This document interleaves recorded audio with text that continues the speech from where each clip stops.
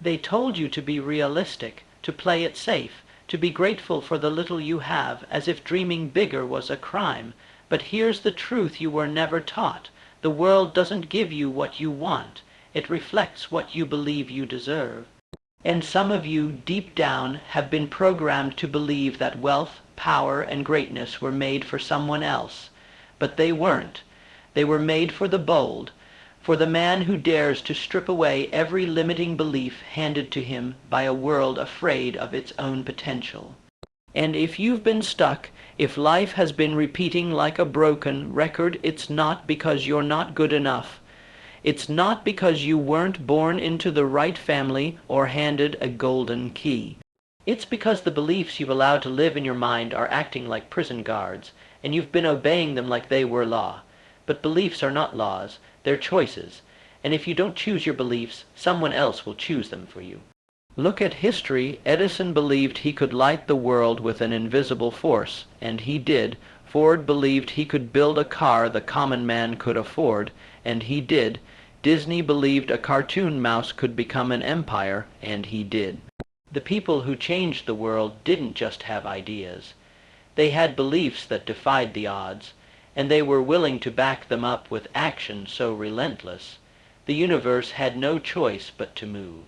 And you, what do you believe? Not what you say you believe, but what do your actions prove? Because if you say you believe in wealth, but your habits speak scarcity, if you say you believe in your dream, but you hesitate every time the door opens, then you don't believe it. You wish it, and wishing is cheap, but belief, real belief, that's the most expensive thing you'll ever own, because real belief demands sacrifice. It demands transformation. It demands that you kill the weak parts of yourself, the excuses, the doubts, the fears that keep your life small. You were not born to live in survival. You were born with the divine power to shape thought into form, to command your mind like a sculptor commands clay. But you've been taught to beg. You've been taught to settle. You've been taught that being humble means shrinking, when in truth, humility is discipline in motion, not poverty of vision. It's not your talent that's blocking your fortune. It's not your upbringing, not your age, not your background. It's your beliefs. You see, belief is the foundation of all achievement. Before every fortune, every invention, every revolution, there was belief. And most people don't fail because they lack opportunity. They fail because they never rewired the operating system running in their own mind. They inherited beliefs from people who never left the ground, and now they wonder why they can't fly. You were told things like, money doesn't grow on trees, rich people are greedy, don't get your hopes up, be grateful you even have a job, people like us don't make it big. That wasn't wisdom. That was fear, dressed up like advice. That was limitation passed down like a family heirloom, and if you don't break that chain, you will live their story instead of writing your own. What if the only thing standing between you and the life you want is the courage to believe something radically different? What if you started believing that you're worthy of wealth, worthy of success, worthy of the extraordinary, not someday, not after proving yourself, but now? You will never outperform your self-image, never. And if deep down you believe you're average, you'll sabotage excellence every time it gets close. If deep down you believe you're poor, you'll reject prosperity every time it knocks. That's why mindset isn't motivational fluff. It's the engine behind everything. It's why two men with the same skills, same tools, same 24 hours, live two completely different lives. One believes he's the master. The other believes he's the victim. One wakes up and says, let's build. The other wakes up and says, what if I fail? Your beliefs shape your perception. Your perception shapes your decisions, and your decisions create your life. Change the belief, change the result. The man who built America's steel empire, Andrew Carnegie, once said, any idea that is held in the mind, that is emphasized, that is either feared or revered, will begin at once to clothe itself in the most convenient and appropriate physical form available. He didn't say maybe. He didn't say if you're lucky. He said it will begin at once, because belief is a force. It is the trigger that sets your mind in motion, and once your mind is in motion, the world around you begins to shift. This is why belief alone, without aligned action, is incomplete. Belief must be embodied. It must be lived out, proven, tested every single day, and most people don't lose because they never had a shot. They lose because the belief died in them before it had a chance to become flesh. They whispered, maybe, they whispered, someday, and the fire inside them listened, and it dimmed, and it disappeared.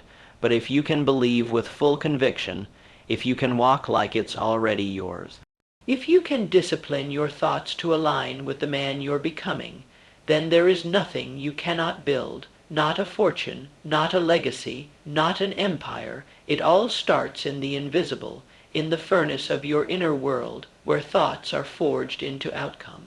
And the heat of belief is what turns vision into victory. Your environment is constantly trying to kill your belief. Every headline, every doubter, every person around you who's given up on their own potential. They all pull at your mind like gravity, dragging you back into the ordinary. They say things like, "That's not realistic. You're dreaming too big.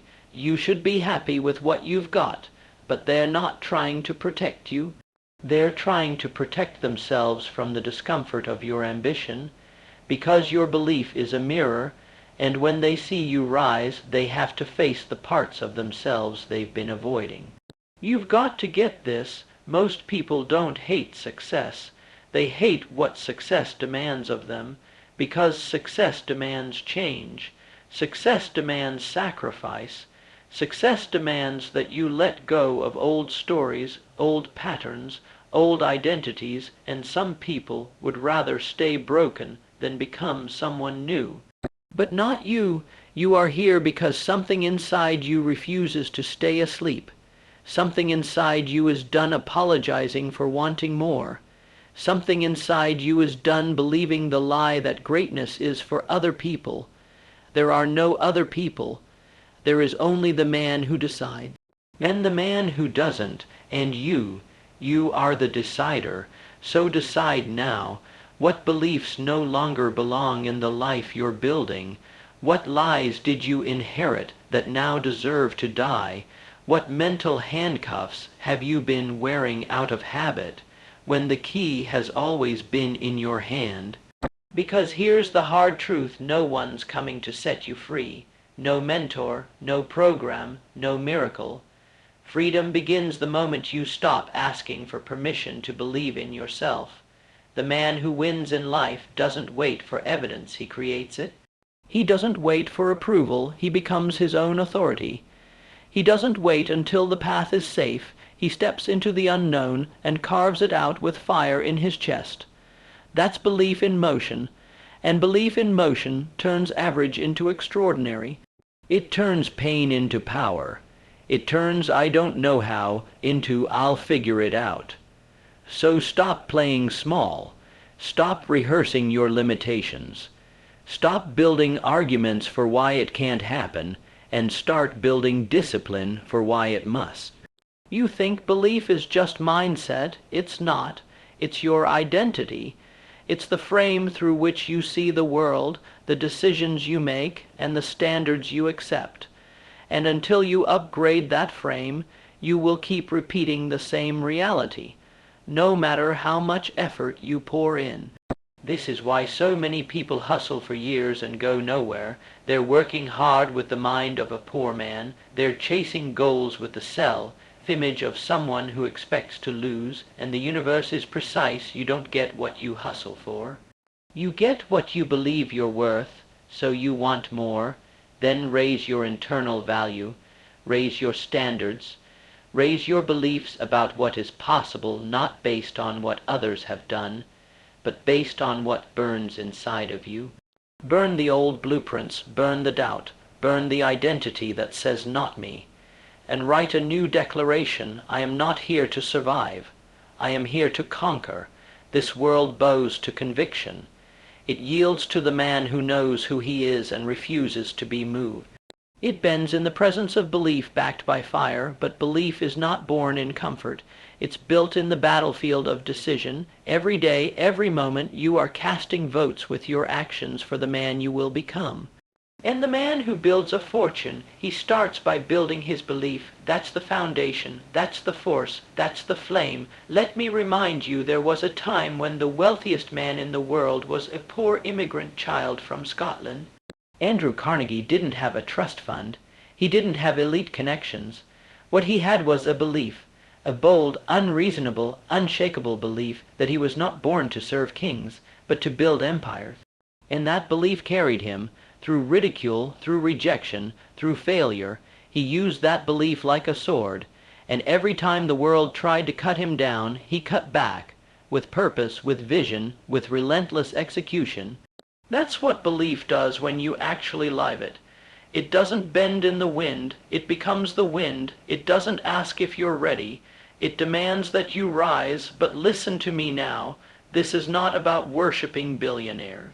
This is not about idolizing men in suits. This is about recognizing that every man who built greatness, every fortune that ever existed, started in the invisible, started with belief, and every time you tell yourself, it's not for me, you rob the world of the man you were born to be. You've got ideas, you've got dreams, but if your beliefs are built on fear, lack, and guilt, you will crush your own future before life even has a chance to test you. That's the tragedy. Most men never even get rejected by the world. They reject themselves first. You think you need more motivation. You don't. You need more courage to believe again, to believe so deeply in your vision that you are willing to offend the world with your certainty, to walk into rooms where you don't belong and act like the owner, to stare down rejection with a grin and say, you have no idea who you just turned down. Because belief is not soft. It's not cute. It's not passive. Belief is aggressive. It's fierce. It's spiritual warfare against mediocrity. When you walk in belief, you don't need applause. You don't need comfort. You don't need backup. You are the backup. You are the storm. You are the force that does not retreat. So ask yourself right now in silence what belief must die for your future to live. What belief must be buried so a new version of you can rise. Because there is no transformation without a funeral. You cannot drag your past into your destiny, and some of your beliefs, those beliefs of not enough, of too late, of who am I to succeed, they are parasites feeding on the life you haven't yet built. You want wealth, you want power, you want freedom, then starve those beliefs, starve them of your words, starve them of your energy, starve them of your time, and feed only the beliefs that serve the man you are becoming. This is the battlefield. This is the war between who you were told you are and who you truly are. And if you don't win that war in your mind, you will never win it in the world. But if you do, if you choose to believe differently, think differently, be differently, then the laws of life will bend in your favor. Doors will open, ideas will flood, people will appear, because that's what happens when a man becomes a magnet for destiny. He stops chasing and starts attracting. He stops begging and starts commanding, and the fortune that seemed so far away will start to feel like it was always waiting for you to wake up. And here's the truth you've been avoiding. You don't need more knowledge. You don't need another seminar, another book, another tactic. What you need is a rebirth of identity, because right now you've been living with a ceiling over your life, a glass ceiling built entirely by your beliefs. You might dress it up with ambition, you might talk big, but when you close your eyes at night, you feel it, the hesitation, the doubt, the quiet voice whispering, "What if I'm not enough?" That voice is the gatekeeper to your fortune. It is not your enemy, it is your invitation, because once you confront it, once you walk through the fire of your deepest insecurity, you rise on the other side as someone the world has never seen before. This is what every great man in history did. They weren't fearless, they weren't perfect, they weren't chosen, they were forged, forged in decision, forged in fire, forged in their belief that their life was meant for more. Walt Disney was told he lacked imagination. Thomas Edison was told he was too stupid to learn. Abraham Lincoln failed in business, lost elections, and buried his own children, yet still rose to become a giant of history. Why? Because they believed, not when it was easy, but when it made no sense at all. And that's your moment right now. You're not here to coast. You're not here to get by. You're not here to inherit someone else's limitations. You are here to break the chain, to rewrite the code, to rise from the ashes of your old self and walk like a king toward your calling. But that calling does not come cheap. It demands that you outgrow your excuses. It demands that you kill your old identity. It demands that you stop negotiating with weakness. You are not the man who was abandoned. You are not the man who failed. You are not the man who's too late, too broken, too far behind. You are the man who decides, and decision changes everything. The moment you decide, truly decide, that you will no longer tolerate the lie of limitation, you rip the mask off mediocrity, and you expose the truth. You were always capable. You were always powerful. You were always meant to lead. But the world trained you to shrink, to obey, to doubt. So now your mission is clear. Unlearn what broke you. Unlearn what blinded you. Unlearn the voices that made you small. And replace them with a belief so deep, so absolute, that nothing, not time, not failure, not criticism, can shake you from your course, because belief is not static. Belief is a decision you renew every morning. You wake up, you look in the mirror, and you choose, today I believe again. Not because it's easy, but because you refuse to die with your greatness still locked inside. But don't misunderstand this. Belief is not fantasy. It's not sitting on a couch visualizing millions while doing nothing. Belief is a furnace, and the man who knows how to stoke that fire becomes unstoppable. You don't just believe in outcomes. You believe in process. You believe in growth. You believe in yourself even when the scoreboard says you're losing. That's where most people fall. They believe when the sun is shining, when the bank is full, when their friends are cheering. But the moment life turns cold, their belief evaporates like mist in the wind. That is not belief. That is comfort masquerading as conviction. Belief is when your back is against the wall and you still speak life into your vision. Belief is when the results don't show up and you still show up anyway. Belief is when the world says, you can't, and your soul whispers back, watch me. That's the belief that moves mountains. That's the belief that bends time. That's the belief that separates the man who tries from the man who becomes.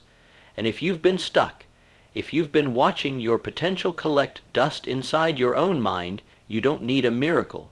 You need to start acting in alignment with what you say you believe, because the world is watching, not your words, your rhythm, not your declarations, your decisions.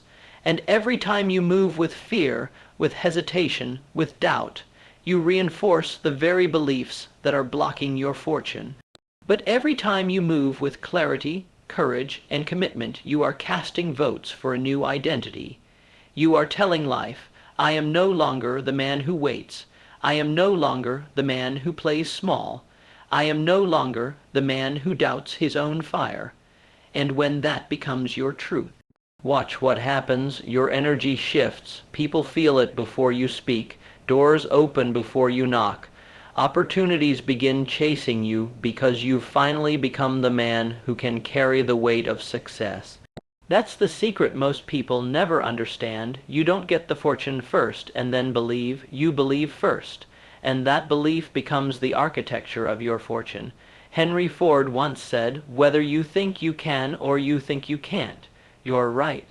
And most people never realize how profound that is, because it's not just a motivational line, it's a law of nature. Your thoughts create your expectations. Your expectations shape your behavior, and your behavior becomes your results. So if you want to change the outcome, you don't fight the world. You change the man who is showing up inside it. You think wealth is in money, it's not. Money is just a shadow. The real source is the man who creates it. And if that man believes in limitation, in fear, in scarcity, then all he will ever produce are shadows of what could have been. But if that man believes in abundance, in power, in purpose, then even his losses will become lessons that push him forward. So look at your life right now, look at your habits, look at your results, look at your relationships, your bank account, your self-respect. They are not random, they are reflections of your beliefs. Change the belief, change the reflection, but this is not overnight. This is war. Daily, disciplined, ruthless war against every thought that tells you to stay small. And the man who is willing to fight that war, the man who dares to believe louder than his doubt that man becomes inevitable, he becomes the storm. He becomes the movement. He becomes the one the world cannot ignore. Because while others are debating what's possible, he is becoming the evidence.